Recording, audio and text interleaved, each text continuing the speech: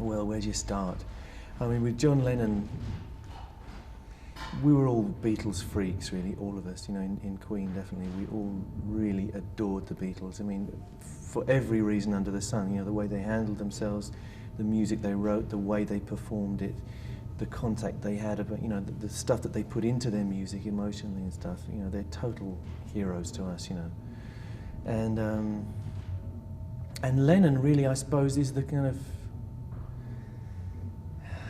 there's something unspeakable about him, you know, there's a kind of humour and a detachment as well as the emotional involvement, and it just, he has the knack of just saying and doing things which no one else could have thought of. He has a very, everything he did seems to have a kind of divergent thinking view, I suppose, about it. You know, he comes at things from odd angles and sees them in strange ways. Go in a bar and it's like, hey, I knew Johnny was used to deliver papers, and you know, it's a thing about Merseyside, isn't it, musicians? Yeah, I mean, I think it's. I mean, I think it was a real shock. You know, I think it was a real shock when John Lennon died, wasn't it? And just the manner of him dying, and all that. And it's true. There's like a folklore that kind of takes over, I think, in Liverpool, isn't it? And everyone's, you know, I mean, it is a hard place for us, and everyone will have a drink, and you know, get a bit upset about it, and have a bit of a drink, and then have a party, and then, you know, and I think it was a funny atmosphere because, like you say, everyone was, you know, there was a strange uneasiness for quite a while, you know, and I think it's amazing how upset how many people were, you know.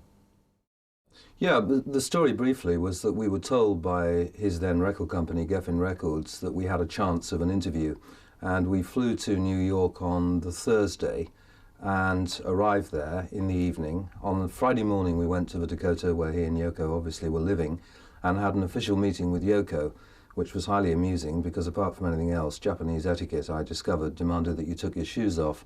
And I remember my first thought was, when did I last change my socks? And three of us went in to talk to her. And to be fair, she was pretty tough. She threw various names in radio at us, like Radio Luxembourg, God bless them, and various others, and was just really negotiating, I think, to try and get what she would consider at that stage to have been the best deal in terms of promotion. Anyway, that lasted for about an hour, and she said, yes, we'll do it. We'll do it at 12 noon tomorrow, which would have been Saturday. At about 10 o'clock on the Saturday morning, we got a call at the hotel to say that they'd been up all night recording and that they wouldn't be available till 6 o'clock. Well, my heart jumped because I had been, I think it would be fair to say, more wound up about this interview than any other I've ever done. And like many people in broadcasting, I've been lucky. I've been able to interview a lot of people in various walks of life. But this meant a great deal, I think primarily because I was a child of the 60s. I'd grown up with the Beatles.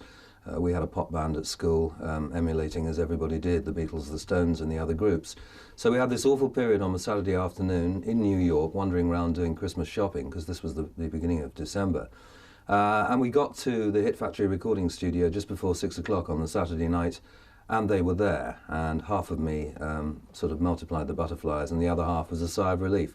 And I will never forget walking into the cubicle of the recording studio where they were playing Yoko's Walking on Thin Ice.